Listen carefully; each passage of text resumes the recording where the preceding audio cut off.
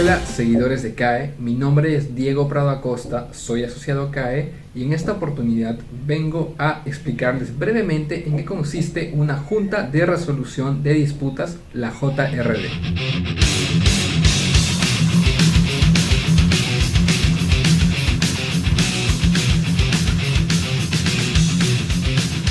La industria de la construcción es una industria altamente adversarial en todo el mundo.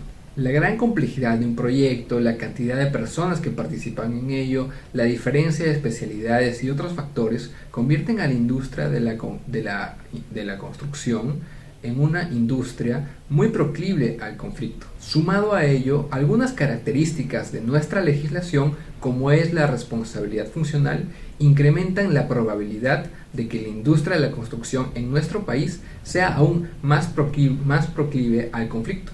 Los mecanismos tradicionales de resolución de controversias suelen arribar al conflicto cuando ya están en su última etapa, la cual es la disputa. De esta manera, al no tratar los conflictos de una forma temprana, se generan costos adicionales y retrasos en los proyectos. Precisamente en este escenario es donde actúa la Junta de Resolución de Disputas.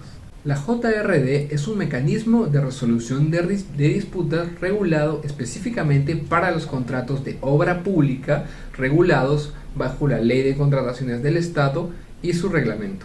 Aunque cabe notar, su origen se da años atrás para los contratos de concesión suscritos con el Estado peruano.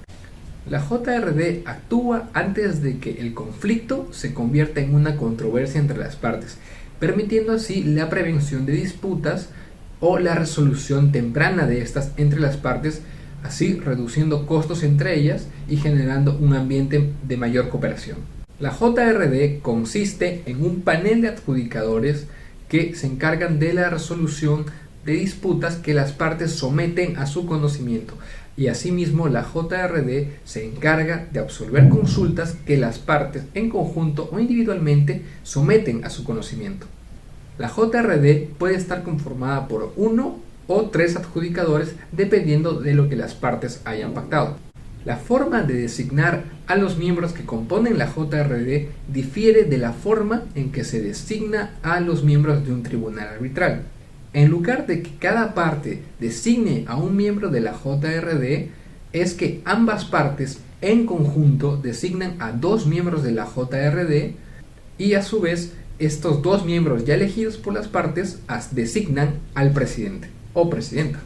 Esta forma de designar a los miembros de la JRD es una muestra clara de que la JRD persigue la cooperación entre las partes antes de la confrontación. Una vez de que todos los miembros de la JRD han sido designados, se firma un contrato tripartito entre las partes y los miembros de la JRD. En la JRD se prefiere el conocimiento técnico y la experiencia mucho antes que el conocimiento jurídico. Por ello, cuando la JRD esté compuesta por un solo miembro, este obligatoriamente deberá ser ingeniero o arquitecto. En cambio, cuando la JRD esté compuesta por 3 miembros, el presidente siempre deberá ser ingeniero o arquitecto, mientras que los 2 miembros restantes deberán ser expertos en la ejecución de obras. Tras la firma del contrato tripartito y junto al inicio de la obra, se suscribe un acta de inicio de actividades de la JRD. Tras ello, en coordinación con las partes, la JRD fija un calendario de visitas y reuniones periódicas con las partes, para así mantenerse informada de todas las disputas, conflictos e información relacionadas a la obra. De esta forma, la JRD se mantiene en funciones durante toda la ejecución de la obra, encargándose de absolver consultas y resolver disputas entre las partes. Las partes siempre deben designar un centro que administre las actividades de la JRD. En otras palabras, no existe una JRD ad hoc.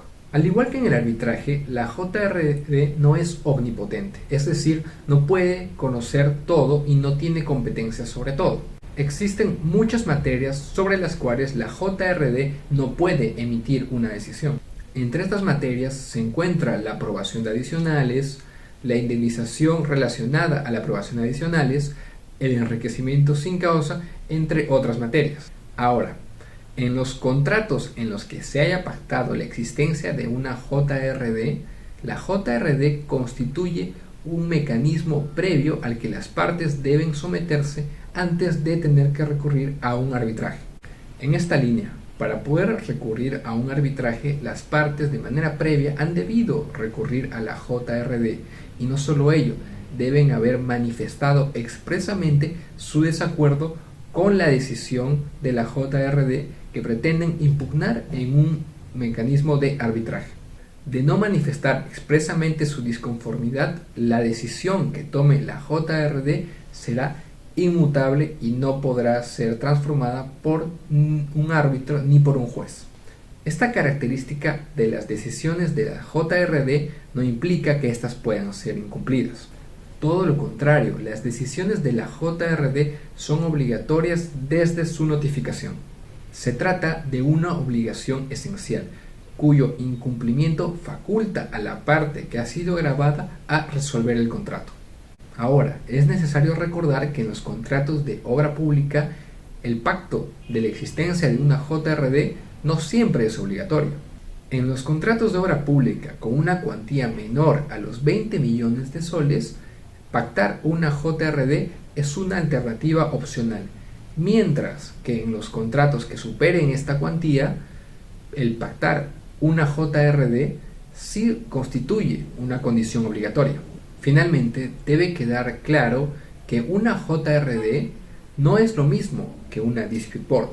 Ciertamente, la JRD es una creación peruana inspirada en las Dispute Board. Sin embargo, estas últimas poseen ciertas características diferentes y no se limitan a la contratación del Estado, pero ello será materia de otra edición de la Escuelita CAE. Muchas gracias por su atención.